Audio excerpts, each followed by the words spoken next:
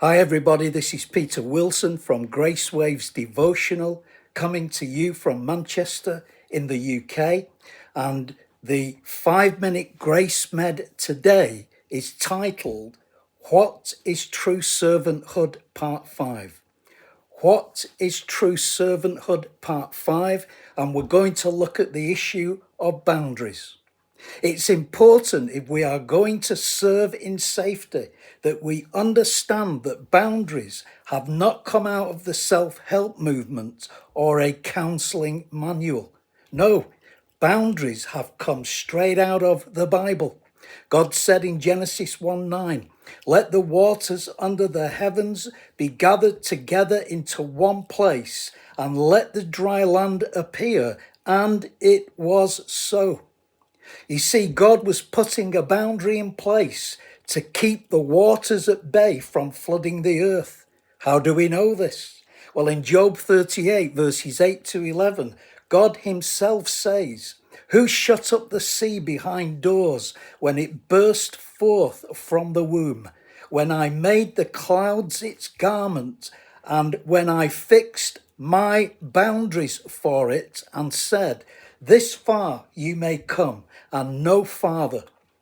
Here is where your proud waves must stop." So the statement, drawing a line in the sand, comes from these verses. God said to the sea, he drew a line in the sand and said to the sea, "This far and no further."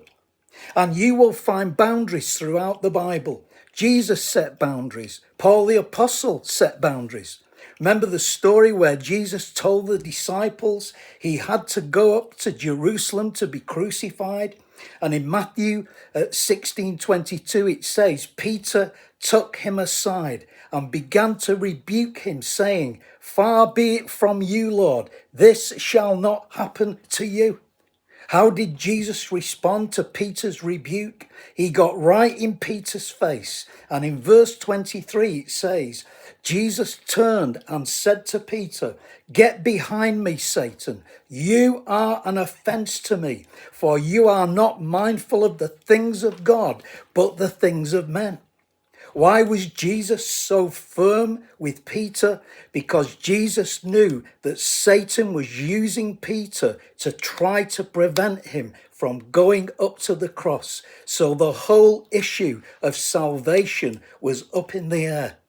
And so Jesus had to put Peter in his place.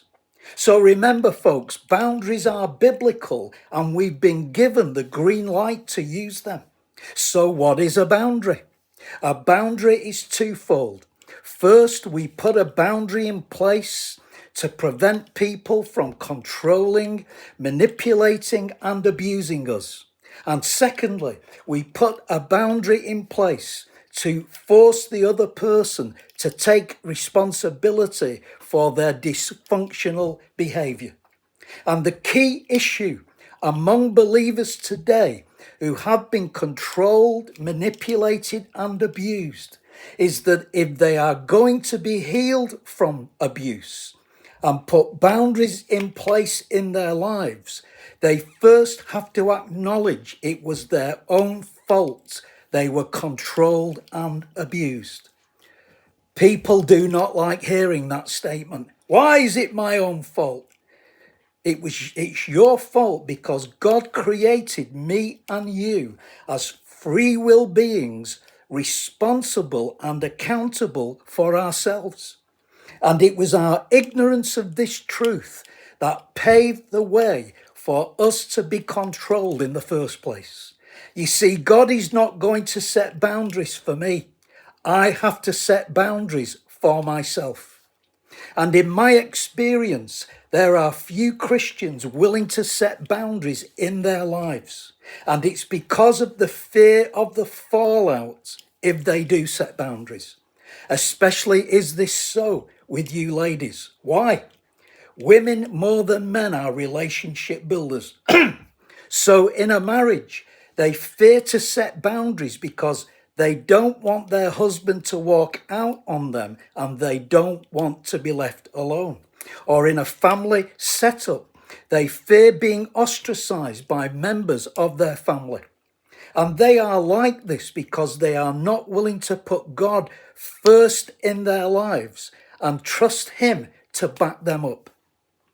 The answer to this is that they need a support group, or at the very least, a mature Christian who can encourage, confront, and exhort them to do the right thing and follow through with boundaries.